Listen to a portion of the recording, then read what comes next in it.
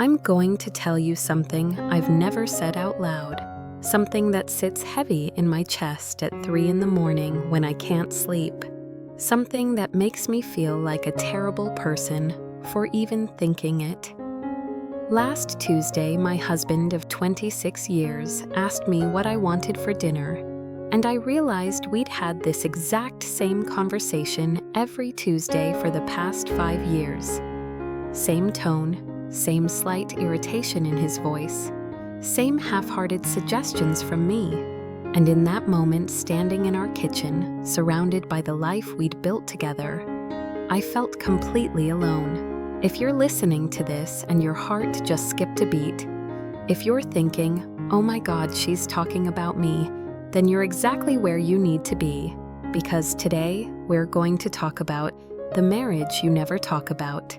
The one that looks perfect from the outside, but feels hollow on the inside. The one where love hasn't died, but somewhere along the way, it learned to sleepwalk. My name is Sarah, and this is Middle-Aged Women's Confessions, where we say the things we've been thinking, but never dared to whisper. Today, we're diving into the space between "I love you" and "I feel invisible in my own marriage." Here's what I need you to know. I don't hate my husband. I'm not planning to leave him.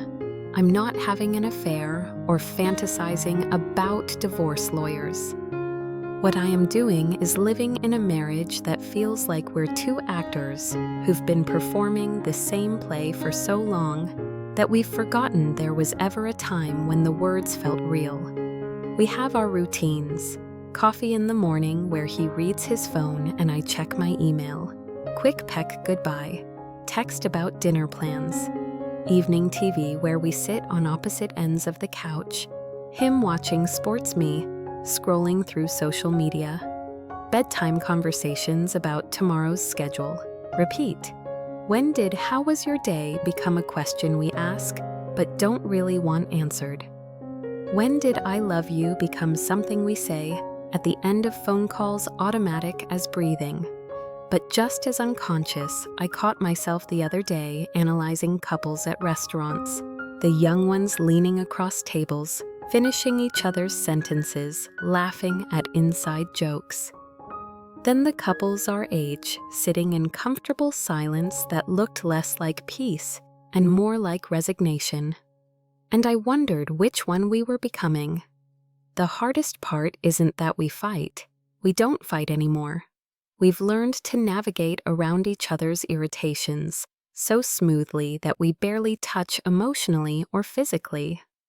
We're like two people sharing the same house, the same last name, the same Netflix account, but living separate lives that occasionally intersect at the grocery store or parent-teacher conferences.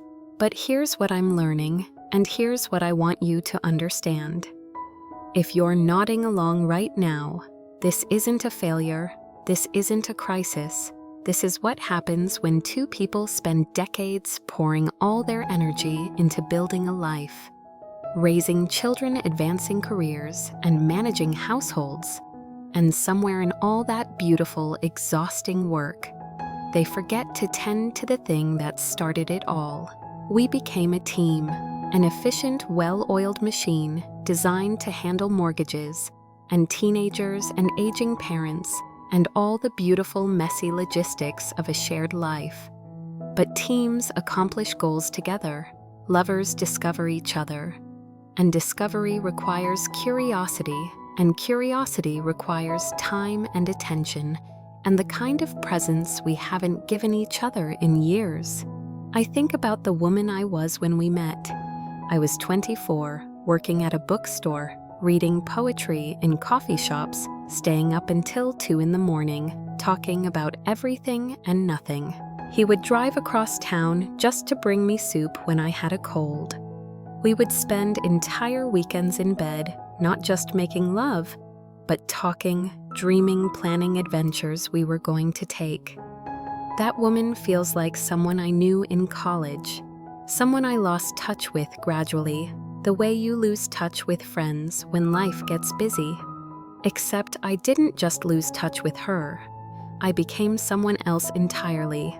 Mother, wife, employee, daughter caring for aging parents, scheduler of appointments, manager of household logistics, all important roles. All roles I chose and mostly love, but none of them require the part of me that used to write love letters and dance in the kitchen and believe that romance was something you could sustain forever if you just tried hard enough. And my husband, the man who used to surprise me with handwritten notes hidden in my purse, became someone who remembers to take out the trash without being asked and handles the car maintenance and splits the household duties fairly. He became a good man, a reliable partner, someone I respect and appreciate. But when did I stop feeling butterflies when he walked in the room? When did his touch become familiar instead of electric? Here's the thing that makes this even more complicated. We're not unhappy. We don't go to bed angry. We laugh at the same TV shows. We're proud of our children. We handle stress well together. We're friends, good friends even, but we're not lovers anymore, not in the way that matters. Not in the way that makes you feel seen and known and desired. I realized the other day that I couldn't remember the last time we had a conversation about anything other than logistics. When did we stop asking each other about dreams? Fears, the things that keep us awake at night. When did we stop being curious about each other's inner worlds? Sometimes I lie awake next to him and have conversations in my head. I want to ask him if he misses us, the us we used to be. I want to know if he feels this distance too, or if he's perfectly content with the life we've created. I want to ask if he ever looks at me and wonders where I went, or if the woman he married just evolved into someone more practical and less interesting. But I don't ask these questions because I'm afraid of the answers. What if he says he's perfectly happy with things as they are? What if contentment is enough for him?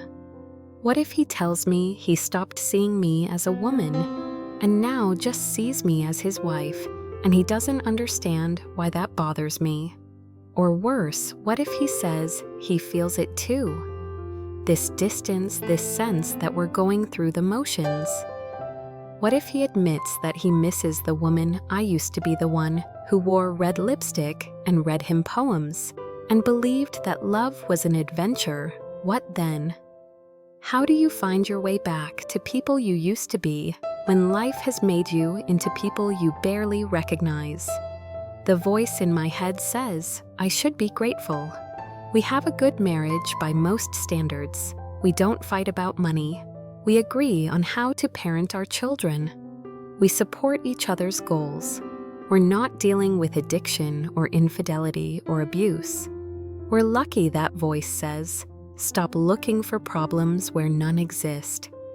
But my heart knows differently. My heart knows that somewhere between I do and what's for dinner tonight, we stopped choosing each other and started simply coexisting. We stopped being intentional about love and started assuming it would sustain itself on autopilot. But here's what I'm beginning to understand. And here's what I want you to consider if you're recognizing your own marriage in these words. What if this isn't the end of the story?